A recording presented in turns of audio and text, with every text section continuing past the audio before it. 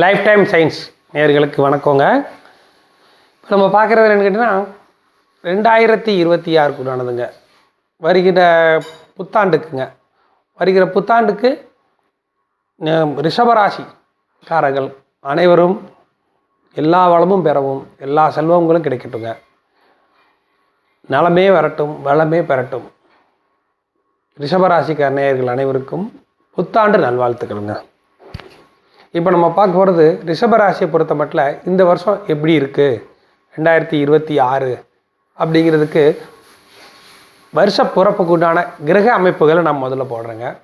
அதில் எந்தெந்த கிரகங்கள் எந்த அளவுக்கு நம்மளுக்கு சாதகமாக இருக்குது, நம்மளுக்கு இந்த வருஷம் பூரா எந்த அளவுக்கு நம்மளுக்கு வளங்களை அவங்க வழங்க போகிறாங்க அப்படிங்கிறத இப்போ நான் உங்களுக்கு சார்ட்டில் காட்டுறேன் பாருங்கள். அதே சமயம் நீங்கள் சனியோட பாதிப்பெல்லாம் இல்லைங்க. 11 இருக்கிறாருங்க, அது நல்ல நிலைமையில் இருக்கிறாருங்க. குரு 2லேருந்து 3க்கு போகிறாருங்க. 10 இருக்கிற ராகுவால் பெரிய பாதிப்புகள் கிடையாதுங்க. அதுக்குறானது இப்போ நான் சார்ட்டில் காட்டுற பாருங்கள். பார்த்துக்கோங்க. வருடப்பிறப்புங்க ஜனவரி மாதம் 1ஆம் தேதி அதிகாலை, அதாவது 12 மணிக்கு பிறக்கும்போது லக்னம் கன்னி லக்னம்ங்க. கன்னி லக்னங்க.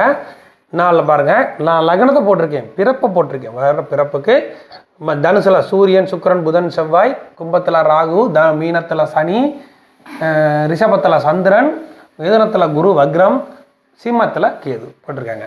இப்போது உங்களுக்கு ரிஷப ராசிக்கு நம்ம பார்க்க போகிறோம். ரிஷப ராசியை பொறுத்த மட்டும் சந்திரன் உங்கள் ராசியிலே உச்சமடைகிறாருங்க. அன்றைக்கி கிருத்திகை நட்சத்திரத்தில் வருஷம் பிறக்குதுங்க. ரொம்ப அம்சங்க. அவங்க ராசியை நான் உச்சமடைகிறாருங்க. அன்றைக்கி வருஷ பிறப்பு அன்னைக்கே ஒரு உற்சாகத்தில் இருக்கிறாருங்க. அது ஒரு பெரிய அமைப்புங்க. சந்திரனை வேற யாரும் பார்க்கல. சந்திரன் கெடவும் இல்லைங்க, நல்ல நிலைமையில் இருக்கிறாருங்க. சந்திரன் கிருத்திகை நட்சத்திரத்தில் நல்ல நிலைமையில் இருக்கிறாரு. வருட பிறப்பு அன்னைக்கே ஒரு நல்ல அமைப்பில் சந்திரன் ஸ்ட்ராங்காக இருக்கிறாருங்க. அதுக்கு அடுத்தபடியாக பார்த்தீங்கன்னா இந்த சந்திரன் ஜனவரி மாதம் 1ஆம் தேதி பிறந்ததுக்கப்புறம் பார்த்தீங்கன்னா குரு எப்போவுமே நான் சொல்லியிருக்கேன், லக்னத்துக்கு 2ல் சொல்லுவோம் சந்திர லக்னம். சந்திர லக்னத்துக்கு 2ல் குரு இருப்பது பொருளாதாரத்தில் தடை இருக்காது, நல்ல வளங்களை வழங்குவார். இருந்தாலும் சந்திரனுக்கு 2ல் குரு, இந்த ரிஷப ராசிக்கு சந்திரனுக்கு 2ல் குரு இருந்தால் குடும்பத்தில் பிரச்சனைகள் இருக்குங்க. அது நம்ம சமாளித்து தாங்க ஆகணும். ஏன்னா மே 31 வரைக்கும் சந்திரனுக்கு 2ல் குரு இருக்கிறாருங்க. இப்போ வக்ரம் அடைஞ்சிருந்தாலும் 2ஆம் வீட்டு பலன்களை கொஞ்சம் கொடுப்பாருங்க. அப்படிங்கிறப்போ குடும்ப சம்மந்தப்பட்ட விஷயங்களை நீங்கள் அனுசரித்து போய்க்கணுங்க. ஏன்னா கொஞ்சம் நீங்கள் கோவப்பட்டாலும் பிரச்சனைகள் வந்துகிட்டே இருக்கும். அந்த ஏப்ரல் மாதம் வரைக்கும் பொறுத்துக்கணும் நீங்கள், அது வரைக்கும். அதே சமயம் சனி சப்போர்ட் உங்களுக்கு இருக்குது. 11 இருக்கிற சனி சப்போர்ட் இருந்தாலும் குரு 3க்கு போயிட்டாருன்னா இந்த குடும்ப பிரச்சனைகள் நிவர்த்தியாயிரும். பொருளாதாரத்தை பொறுத்த மட்டும் நீங்கள் கவலைப்பட வேண்டியதே இல்லை, அவர் நல்லா பண்ணி கொடுப்பாருங்க. அதுக்கு அடுத்தபடியாக பார்த்தீங்கன்னா ராகு 10ல் இருந்தாலும் கெடுபலன்களை அந்த அளவுக்கு வழங்க மாட்டார். ஏன்னா ராகுவுக்கு சனியினுடைய பார்வை கிடையாது, அதனால அந்தளவுக்கு கெடுதல் பண்ண மாட்டார். சனி தான் உங்களுக்கு சப்போர்ட்டே இந்த வருஷம் முழுக்க. அவர் சனி அடுத்த வருஷம் முடிகிற வரைக்குமே சனி அங்கே தாங்க இருக்கிறாரு. இது ஒரு பெரிய ப்ளஸ் பாயிண்ட்டுங்க உங்களுக்கு 11ல் இருக்கிறது. அதுக்கு அடுத்தபடியாக இவர் ஜூலை 10ஆம் தேதி வக்ரம் அடைகிறாருங்க. வக்ரம் அடையும் போது என்ன ஆகுதுன்னா ஜூன் 1ஆம் தேதி இங்கே குரு வர்றாரு பார்த்தீங்களா, அவர் பார்த்துடுறாருங்க. அப்படிங்கிறப்ப உங்களுக்கு ரெண்டு அதாவது எப்படி சொல்கிறது, 2 லாபங்க. குருவோட பார்வையினாலையும் சனி நல்லது பண்ணுவார். சனியின் குரு பார்வைப்பட்டதுனால அவரும் 11ல் இருந்து நல்ல பலன்களை தான் வருவாங்க. அதனால் உங்களுக்கு தொழில் சம்மந்தப்பட்ட வகையில் உள்ளது எல்லாமே நல்லா இருக்குங்க. ஆனால் 2ல் இருக்கிற குருவை மட்டும் கொஞ்சம் பார்த்துக்கோங்க. ஏப்ரல் 30 வரைக்கும் கொஞ்சம் கெடுதல் வருங்க. அதாவது குடும்ப பிரச்சனைகள் பண்ணுவார், பொருளாதாரத்தில் பிரச்சனை வராதுங்க. அதுக்கு அடுத்தபடியாக பார்த்தீங்கன்னா சுக்கிரன் பார்த்துக்கிட்டிங்கன்னா மார்ச் 1ஆம் தேதி சனியோடு சேர்றாருங்க. மார்ச் 1ஆம் தேதி சனியோட சேர்ந்தாருன்னா ஏப்ரல் 20 வரைக்கும் இந்த 2 வீடுகளில் தாங்க இருக்கிறாரு. ரொம்ப நல்ல அமைப்புங்க. அதுக்கு அடுத்தபடியாக ஏப்ரல் 20லேருந்து மே 12 வரைக்கும் ராசிக்கே வந்துடுறாருங்க. ராசிக்கே வரும்போது ராசி அதிபதி ராசிக்கு வரும்போது உங்களுக்கு நல்ல பணவரவுகள் வருங்க. நோட் பண்ணிக்கோங்க. மார்ச் 1ஆம் தேதியிலேருந்து மே 12ஆம் தேதி வரைக்கும் நீங்கள் நோட் பண்ணியே பார்க்கலாம். உங்களுக்கு நல்ல வருமானம், தொழில் சம்மந்தப்பட்டதில் நல்லாயிருக்கும். வேலையில் இருந்தீங்கன்னா நல்ல பதவி, உயர் பதவி கிடைக்கிறது, வேலை செய்கிற இடத்துல நல்ல ஒரு அந்தஸ்து கிடைக்கிறது எல்லாமே இருக்குங்க. இப்போ 30 வயசுக்கு உட்பட்டவர்களை பொறுத்த மட்டும் 30 வயசுக்கு உட்பட்டவர்கள் 60 வயசுக்கு உட்பட்டவங்களும் பொதுவாகவே சனி 11ல் இருக்கிறது தப்பு கிடையாதுங்க. ஏழரை சனி நடந்தால் தான் அது நம்ம பார்க்கணும். இது பொதுவாகவே வந்து சனியினுடைய நன்மை எல்லா வயதினருக்கும் நல்லா இருக்குது. பெண்களை பொறுத்த மட்டும் நல்லா இருக்குங்க. பெண்களை பொறுத்த மட்டும் நான் இன்னொரு விஷயம் சொல்லிடுறேன். குடும்ப சம்மந்தப்பட்டதில் நீங்கள் சண்டை சச்சரவுகள் இருந்தால் அனுசரித்து தாங்க இருந்துக்கணும். ஏப்ரல் வரைக்கும் அப்படி தாங்க இருக்கும். மே பிறந்ததுக்கப்புறம் தாங்க அது குறையும்.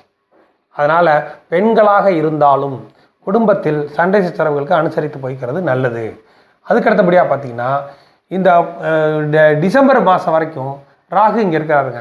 டிசம்பர் 5ஆம் தேதிக்கு அப்புறம் தாங்க அவர் மகரத்துக்கு வர்றாரு. அதனால் ராகுவால் கிடைக்க வேண்டிய 10ல் இருக்கிற தொழில் சம்மந்தப்பட்டது அதெல்லாம் நல்லா இருக்குங்க. இப்போ நீங்கள் சைடு பிஸ்னஸ் பண்ணுறீங்களா, அதெல்லாம் நல்லா இருக்குங்க. அதனால் எந்த பாதிப்பும் கிடையாதுங்க. அதே மாதிரி சனியை பொறுத்த மட்டும் பார்த்தீங்கன்னா உங்களுக்கு நன்மைகளை தாங்க வழங்குவார்.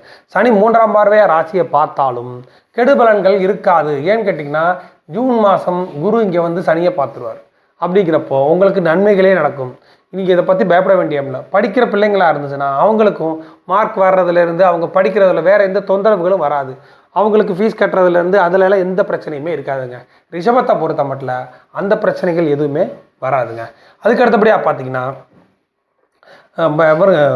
சுக்கிரன் செவ்வாய் வந்து 9ஆம் இடத்துக்கு ஜனவரி 15ஆம் தேதி செவ்வாய் இங்கே வராருங்க. 9ஆம் இடத்துக்கு வராருங்க.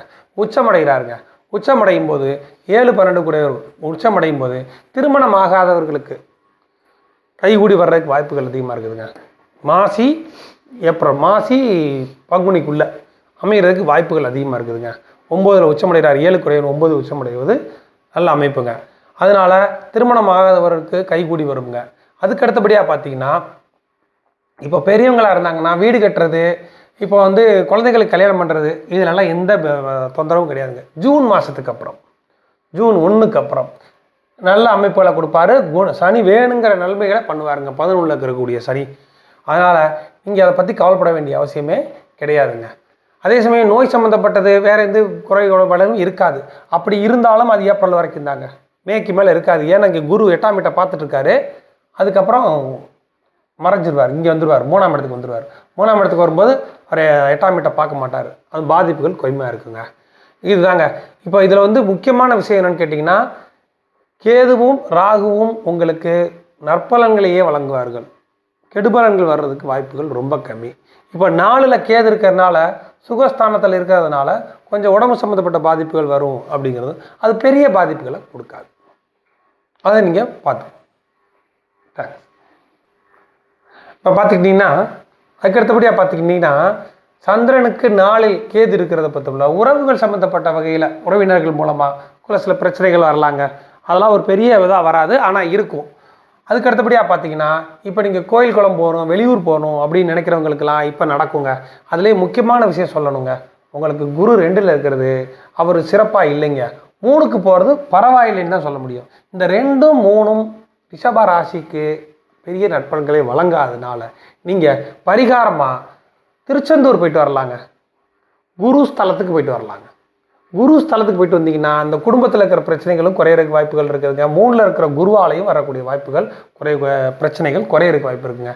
குரு ஸ்தலத்துக்கு நீங்கள் போயிட்டு வரணுங்க. மெயினாக திருச்செந்தூர் போயிட்டு வரணும். அதே மாதிரி ஆலங்குடி அங்கேயும் போயிட்டு வரலாம். குரு ஸ்தலத்துக்கு போயிட்டு வந்தீங்கன்னா உங்களுக்கு நல்ல மாற்றங்கள் நடக்குங்க.